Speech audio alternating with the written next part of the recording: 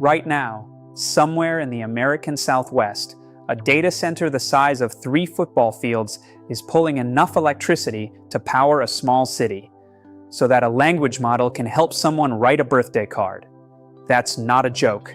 That's the infrastructure of artificial intelligence in 2026. So, here's the question this network was built to ask. What if we pointed all of that power at something worth the cost? What if we could scale good?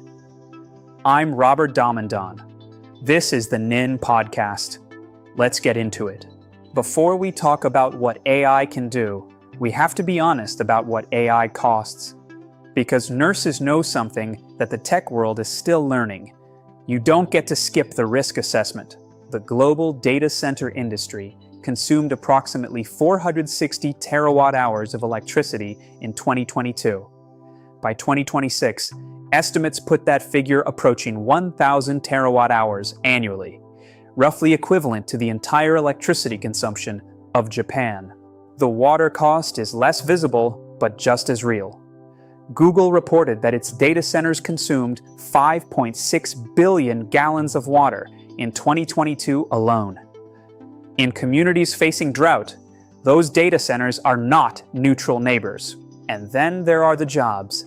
McKinsey Global Institute estimates that by 2030, up to 30% of work hours in the United States could be automated. Disruption is already underway in manufacturing, logistics, and legal research. So, what if we could scale good?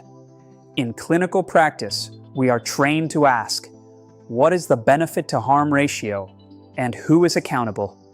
NIN exists to ask that question. Let's start where nurses live, at the bedside. The United States is facing a nursing shortage projected to reach 450,000 by 2025. We do not have the human capacity to deliver the care needed. This is where AI changes the math. Nurses spend 25 to 35% of their shift on documentation, not care. AI-assisted charting tools can reduce that burden substantially. That time doesn't disappear. It returns to the patient. Sepsis detection algorithms are identifying early deterioration patterns that even experienced nurses can miss. Not to replace clinical judgment, to augment it, to be that second set of eyes at 3 a.m. The nurses who understand what that tool needs to do are the ones who have to be in the room when it is built.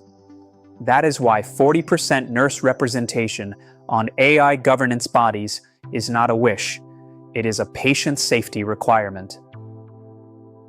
In 2024, the Nobel Prize in Chemistry was awarded for protein structure prediction. AlphaFold predicted the structure of 200 million proteins, a grand challenge solved by AI. Drug discovery that historically takes 15 years now has a new starting point. Targeted cancer therapies and new antibiotics are moving faster because of what protein structure prediction unlocked. AI will scale. The only question is whether nurses govern what it scales toward. That is not someone else's responsibility, it is ours. Nurses don't wait to be invited into the future. They govern it. That starts with you. And don't forget to click subscribe to stay informed on the future of clinical AI.